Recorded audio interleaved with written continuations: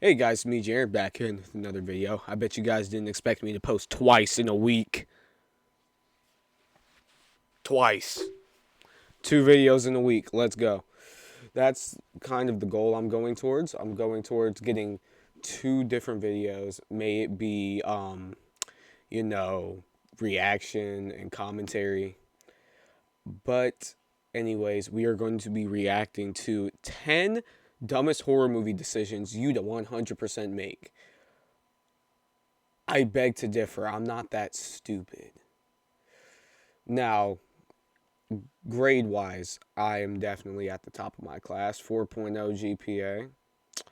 IQ wise, let's just say I manipulate people a little too much for my own liking. I'm trying to stop manipulating things and people to the point where I get what I want, but at the same time, it's so much fun.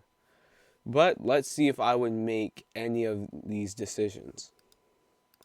We all love making fun of horror movie characters. Just leave the house. Bro, don't go in the basement. Why did you split up like Scooby-Doo? Exactly. Let's be honest with ourselves for just 1 second. Don't want to be racist, but bro is white. So you can already tell where this is going. You really think you wouldn't check out that weird noise in your attic at 3 a.m.? Please. There's weird noises in my attic all the time. We think they're rats, so we just don't go up there. I literally did that last week because my dog farted in my bed. And I've seen almost every horror movie made. That's not even a joke. I've counted, it's over 2,000. But today I have 10 horror movie decisions we love to make fun of. But let's face it, we absolutely would make them too. And the most crazy one, it's way more relatable than you're gonna want to admit in the comments. Cool. Listen, Let's I know see. you guys, I can already see you typing, not me though, I'm built different in the Exactly. comments. I Hit the am like very button, built subscribe. different. And for all you brave souls out there who want more horror videos, join my Patreon for Nah. to survive. Weird noises. And don't even try to deny this one. Look, we've all been there. What? Okay, maybe if when you're an adult living in your house by yourself. Maybe. That's the only thing I can think of. BRB. Oh, snap. Be right back. Alright, I'm back. Had to get me a drink. Of course, it's not grape soda, but it'll do. And got me some Popeyes, of course, because if I'm going to be watching this, I want to at least enjoy it.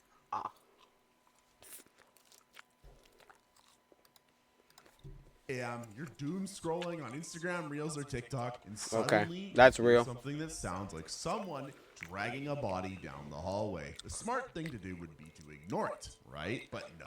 Your brain immediately goes, well, I need to check that out. Let's talk about 3 movies where this brilliant decision went actually as well as you'd expect. First up, Jeepers Creepers. Oh my guy gosh. Gary really said, hey, I just saw someone dumping what looks like bodies down a pipe. I should definitely stick my head in there. And you know what? I get it. If I saw someone yeet what looked like a body into a mysterious pipe, my stupid ass would also go, well, I gotta go look. This isn't a you, then. It's a you. This isn't me. It's you. This decision basically entered him into the world's worst game of hide and seek with the Creeper. Then we've got The Descent, where a group of cave explorers hear strange noises echoing through an unmapped cave system and think, yeah, let's go towards that. To be fair, they were already pretty deep in the caves, but maybe, just maybe, weird echoing shouting noises should be treated as a turn around and get the fuck out of their sign and not a let's investigate invitation. But no, they just had to know what was making those sounds. Spoiler alert, it wasn't the Easter Bunny. And finally, my personal favorite, one of my favorite horror movies out there, Sinister. Ellison hears noises in his attic and finds murder films. Not just regular murder films, Super 8 snuff films. And what does he do? Sits down and watches them all. I love how he doesn't even consider calling the police at first. Bruh. Nope, just gonna watch these mysterious murder movies I found in my murder house attic. Really five-head galaxy brain move there, buddy. But here's the thing, we can laugh all we want, but every single one of us would investigate that weird noise. Why? The alternative is lying in bed wondering what it was. In our brain, Lock the door. And you can hear somebody trying to get into your room if the door is locked. absolutely hate not knowing things. It's like when you hear your phone buzz at night. You know it's probably nothing important, but you're still gonna check it just in. I hear my alarm going off in my dream. I literally am having a dream. This literally happened this morning. I'm having a dream. I'm with this girl, and we are playing basketball. I hear my alarm playing in my dream. Do I wake up? No, I continue to sleep until I finally wake up, see my alarm is going, and then I try to go right back to sleep. I am not getting up out of my bed unless I have to. You are crazy. It's your ex from 5 years ago wanting to get back with you. It's time to move on, buddy. But if you think investigating strange noises is bad, wait until you hear about the next brilliant decision everyone makes in horror movies. Splitting up to search for more cover more ground.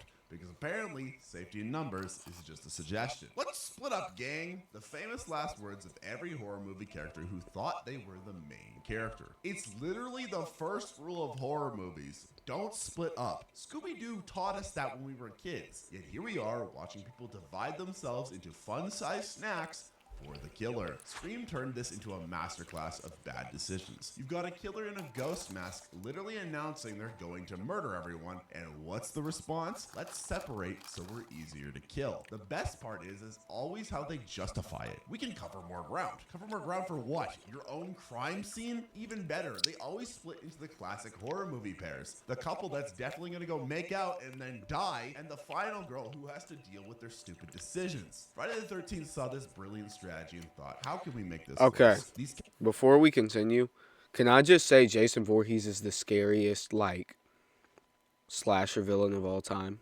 Can I just keep it 100 with you? Now, the 90s through 80s Jason, now that's horrifying to me. Now, 2009 Jason just amps that up to fucking 30 instead of 11. Because I'm just imagining a Jason Voorhees running at me. Now, Jason Voorhees, honestly, guys, is the scariest of, the horror icons. Michael Myers can get killed with a meat grinder. Freddy Krueger, crucifix. And the Creeper, there's a lot of lore behind the Creeper to finally put him down. Jason just decides, hey, none of that works. Holy things doesn't work. Sending me to hell doesn't work. Blowing me to literal pieces doesn't work. Stabbing me in my heart with a sacrificial dagger to send me to hell doesn't work. The vacuum of space doesn't work. Jason is the epitome of, I am an immortal killer and I'm not going to stop until I kill you. Counselors hear about Camp Crystal Lake's murder curse and decide the perfect response is to scatter across the campground like they're playing the world's deadliest game of hide and seek. Mrs. Voorhees didn't need a complex murder plan. These kids were practically gift wrapping themselves for her. Oh, you're a mysterious killer who's been picking us off one by one? Let me just wander off alone to this conveniently isolated cabin. But the Texas Chainsaw Massacre really deserves a special award here. Your car breaks down in the middle of nowhere, Texas. Nigga, that's not breaking down, bitch. That's a whole car crash. Flag. Your friend in a wheelchair literally just got stabbed by a random person you picked up on the road, and everyone decides to That's go not on stabbed. separate adventures to a creepy old house. One guy hears a generator running in a mysterious house and thinks, yeah, I would like to check that out. Spoiler alert, it wasn't the fucking Easter Bunny, it was Leatherface, and he was not giving you any eggs. But the most annoying part, I did this exact thing last week when my power went out. You check the basement, I'll check upstairs, because if there is a killer in the house, making sure all the lights work is definitely the priority. We're all just future horror movie victims waiting for our moment. But if you really think splitting up is dumb, wait until you see how people react to obvious warnings. Because apparently, people seem to treat death-related red flags like they do on dating apps. They just don't care. I was talking to a friend recently and they put this in the most perfect way possible. Horror movie characters treat warnings like we treat the turn. Whenever the lights go out, when the power goes out, we literally have 2 people go to the breaker, my mom and my dad, and then all of us stay in the living room. That's how it goes. Same thing when there's a storm.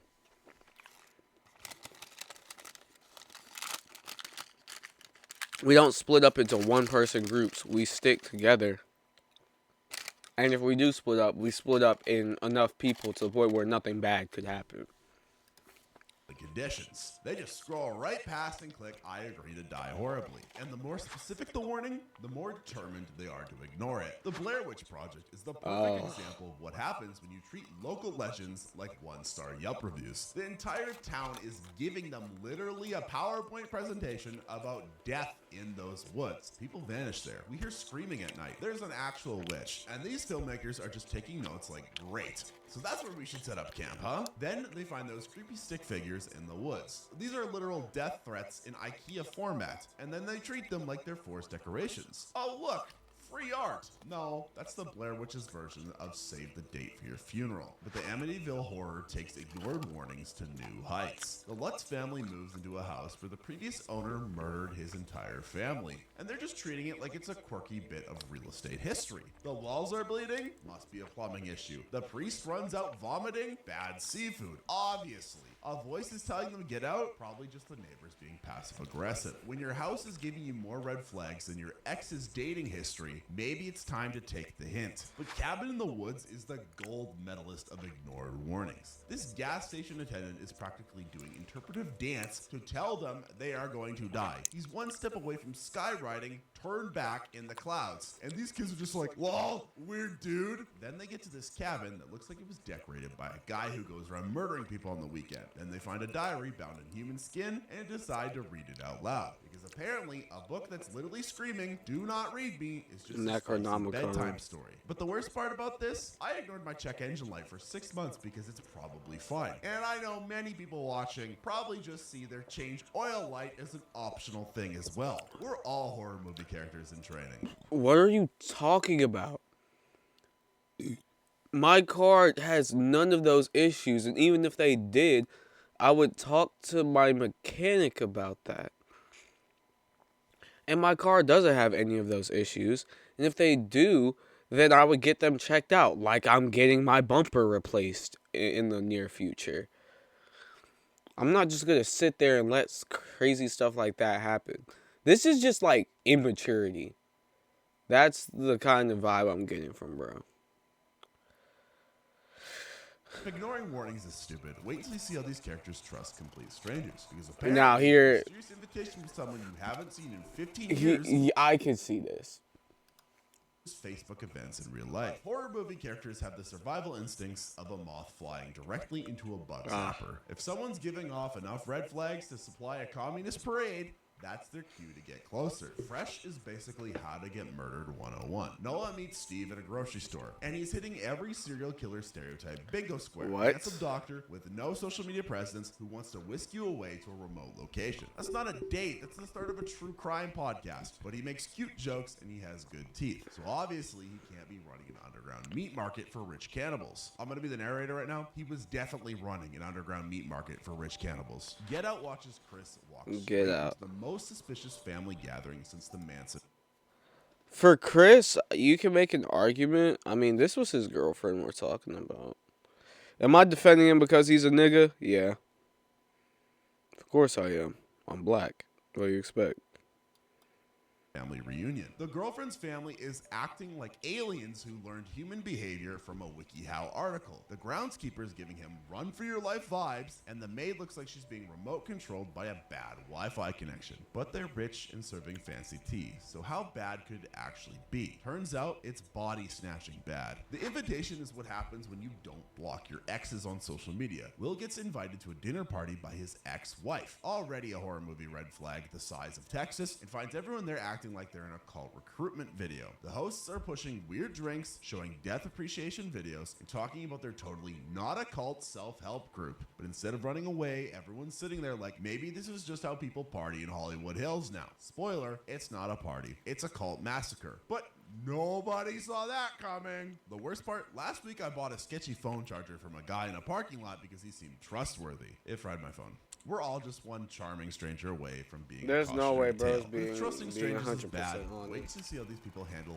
weapons, because apparently when your life depends on it, that's the perfect time. I live in Tennessee, the South. If you think I don't got a tool on me, then you are heavily mistaken.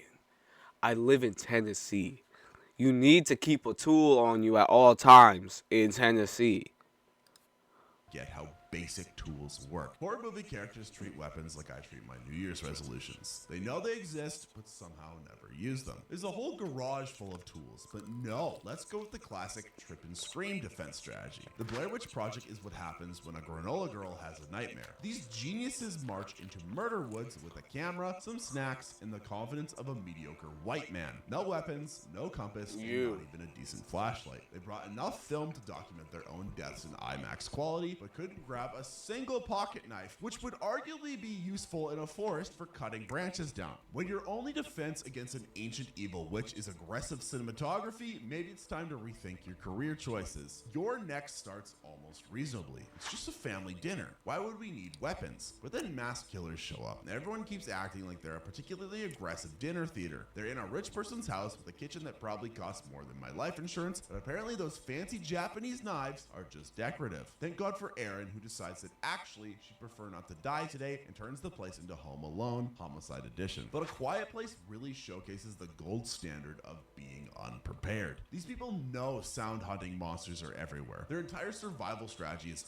don't make noise. Yet their backup plan when things inevitably go wrong is hope really hard. They've got a soundproof basement and sand paths, but maybe set up some more noise traps. We only saw like 2 in the whole movie. Maybe some emergency weapons all across the house. Maybe live beside a waterfall. You know, anything besides die quietly. When your survival strategy has fewer backup plans than my Netflix password, you might be in trouble. Honestly though, the worst part, I once tried to fight a fly by throwing whipped cream at it because I was too lazy to go get the bug spray. So can I really blame these people? But you know, if being unprepared is bad, wait until you see what happens when these idiots. Bro is just embarrassing himself at this point. Because well, it's probably because I'm black. I cannot relate to this nigga in any way, shape, or form. Find cursed books. Because apparently, ancient tomes bound in human skin are just spicy bedtime. Yeah, we're just gonna skip this one. Reading cursed books, nigga. Handle obvious threats. Because apparently, when something's actively trying to kill you, that's the perfect time to say, it's probably nothing. Horror movie characters treat death threats like I treat my dating red flags. Just pretend they don't exist and hope for the best. Giant monster eating the town? It's just a bear. Alien invasion? Weather balloons. Serial killer? Just an enthusiastic Amazon delivery guy. Bird Box shows peak denial energy. People are literally yeeting themselves out of windows after seeing something, and everyone's first response is, must be some new dumb TikTok challenge. The entire street looks like a mass unalive themselves flash mob, and these geniuses are still checking Twitter for updates. When your neighbors start doing synchronized window diving, maybe that's your cue to grab a blindfold and run, not post about it on Instagram. Jaws is basically capitalism versus common sense, the movie. The mayor watches a girl become shark takeout, and his response, but think about the beach economy. This man's watching his people get turned into human sushi, and he's worried about his tourist reviews. The shark's out there there treating his beach like an all-you-can-eat buffet. And my man's primary concern is the summer festival, because apparently a few tourist dollars for one season are worth playing Guess Who's Getting Eaten Next. But the thing really takes the crown, though. The scientists find a shape-shifting alien that can perfectly mimic humans, and their response is to keep hanging out together like it's a corporate retreat. Your colleague's head just detached and grew spider legs? Probably just workplace stress. The dog's acting weird? Must need a vet. When your coworker's face splits open like a ripe avocado, maybe that's time for a remote work day. But the worst part though, last week I ignored my car making a noise like a dying whale because I said, you know what? It'll probably fix itself. Yeah, it did not fix itself. The engine actually exploded. But if underestimating threats is bad, wait to see what happens when these... He wasn't being serious. Alright. So I'm just going to assume this whole video he was not being serious. Try to be heroes. Because apparently when running away is an option, that's the perfect time to win some Nobel Peace Prize award. Horror movie characters treat heroism like I treat my confidence levels. I don't have any, but when someone brings up that one weird niche subject... Trying to be a hero. It's not trying to be a hero. It's just I don't care if I live or die for real. Body horror. I go all out. Nothing says future victim quite like running back into your killer's lair because you dropped your phone or left your hat. Tucker and Dale vs. Evil is what happens when hero complex I'm not leaving meets my terminal phone. stupidity. These college kids see two hillbillies who they think have kidnapped their friend. Instead of calling the police, they launch Operation Let's Do It Ourselves and rescue her. Every rescue attempt ends with someone accidentally unaliving themselves in increasingly crazy ways. And then they thought it was a suicide pact. Bro, Tucker and Dale was such a good horror movie, bro. I wouldn't even say it's a horror movie. It's a horror comedy? It's not. It's more like comedy than it is horror, keeping it real. Decisions to an art form. David sees some fog monsters and decides, I'm gonna save my son from being eaten by shooting him myself. My brother in Christ. Maybe just wait longer than 5 minutes before implementing your own weird complex speedrun thingy. The military shows up moments later, making this one of the most... And everybody that has ever watched horror movies collectively have agreed that this is the dumbest nigga in horror movie history. We have all came down to it. I have a question. There is no fucking way you didn't hear a fucking tank rolling outside. There is zero way this nigga did not hear an entire tank rolling outside of his fucking car. Timing instances in cinematic history. And I Am Legend watches Will Smith throw away 3 years of perfect survival because he can't resist an obvious trap. This man has survived a vampire zombie apocalypse by following strict rules, but suddenly decides, you know what this obviously suspicious situation needs? More me. He had a fortress, a dog, and fresh bacon. The apocalypse trifecta. But no, let's risk it all for the world's most obvious ambush. When your rescue mission looks more staged than a reality TV show, maybe sit this one out. But if playing the hero is bad, wait to see how these people... Honestly, I would have done the exact same thing Will Smith did. I'm a lonely piece of and my dog is dead now. So, ain't no point in living no more. Basic safety rules, because apparently when your life depends on following simple protocols, that's the perfect time to get experimental. Horror movie characters treat safety protocols like I treat my gym membership. Acknowledge they exist, then completely ignore them. Nothing says future casualty quite like treating quarantine procedures. Bro is literally just hating on what happens when space explorers treat safety protocols like terms and conditions. They have one job: don't let unknown organisms on the ship. When they find a mysterious egg-laying space monster, Kane's like, let me put my face right next to it for better lighting. The quarantine protocol might as well have been written in emojis. Meanwhile, Ripley, the only person with more brain cells than a potato, gets treated like she's paranoid for not wanting an alien pandemic. Because apparently, basic survival instincts are just workplace buzzkill. Jurassic Park watches Nedry Jurassic Park! in a dinosaur park for what's essentially prehistoric egg delivery. My brother in Christ, The you're best turning off the only thing movie keeping of all Rexes time, from in my becoming their opinion. own Nikocado avocado food review channel. This man looked at a park full of apex predators and thought, needs more chaos. It's like disabling your home security during a purge because Uber Eats is outside. But the Andromeda strain really sets the gold standard, though. Michael These Crichton scientists are wrote handling that, a too. space virus that kills faster than my last date ghosted me, and they're treating safety protocols like their YouTube Premium pop-ups. One guy skipped decontamination because he's running late. Buddy, the alien virus isn't going to reschedule because of your time management issues. The worst part though, yesterday I ignored microwaving instructions for food because I said, how hard can it be? Well, there's noodles on my ceiling. So yeah, and that's 10 way horror movie characters make decisions that I still believe that bro was just joking the entire time. No rational human being would make this many mistakes. And then he had the audacity to say that these things have happened to him and that he's done these things. But if you listen to the time frames, all of this stuff happened, he said most of them happened either yesterday or a few days ago, which is insane. So yeah, this is definitely satire, because there ain't no way. Hold on. Let's read the comments. Man, I'm a coward. If I hear a noise in my house, I'm locking the door to my room. Didn't I literally say that's what I was doing? Not me, though. I'm built incorrectly. Okay. If you guys did enjoy this reaction video, please hit the like button and subscribe. I love you guys, and I'll see you guys later. Bye.